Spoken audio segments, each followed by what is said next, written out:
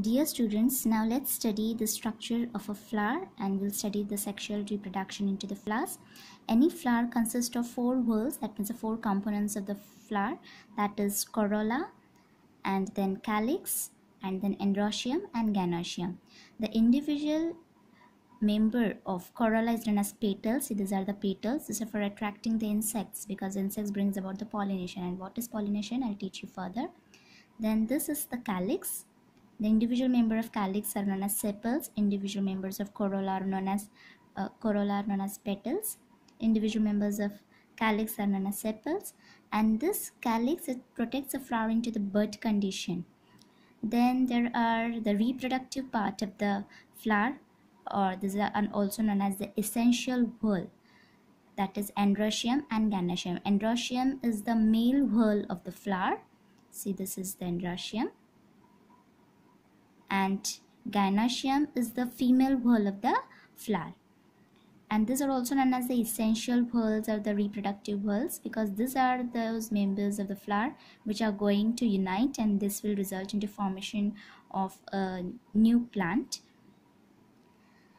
And this corolla, calyx, these are known as the accessory whorls because these are going to protect the essential whorls, that is androecium and the gynoecium.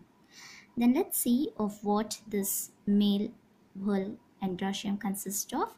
Individual member of androecium is known as stamen, and stamen consists of two parts, which is known as anther and filament. See, this is entirely known as stamen. This is the anther and this one is the filament. Inside the anther, the pollen grains are going to be present. Let's study gynoecium. Gynoecium is the female whorl of the flower. Individual member of gynoecium is known as carpel or pistil.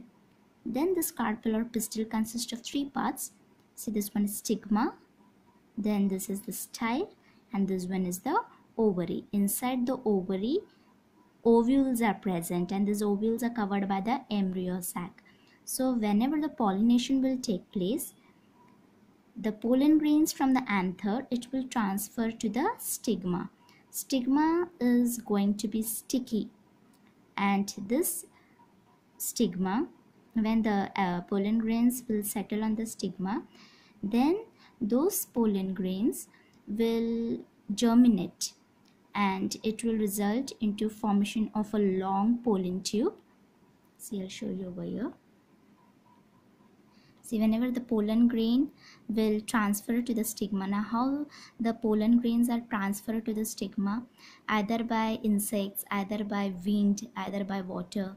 So there are so many pollinating agents, either by the birds, and this process of transferring of the pollen grains to the stigma is known as pollination. So whenever this pollen grains will transfer to the stigma, it becomes sticky and it easily catches the pollen grains, and the pollens will germinate.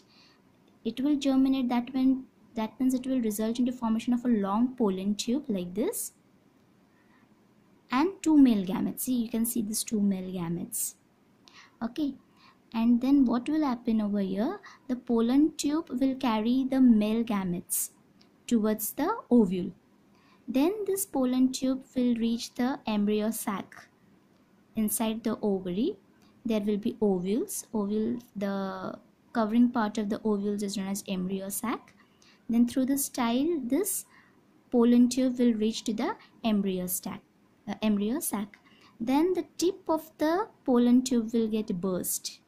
This is the tip of the pollen tube. It will get burst. From this, the two male gametes will be released into the embryo sac, and then one of the male gamete will unite with the egg cell.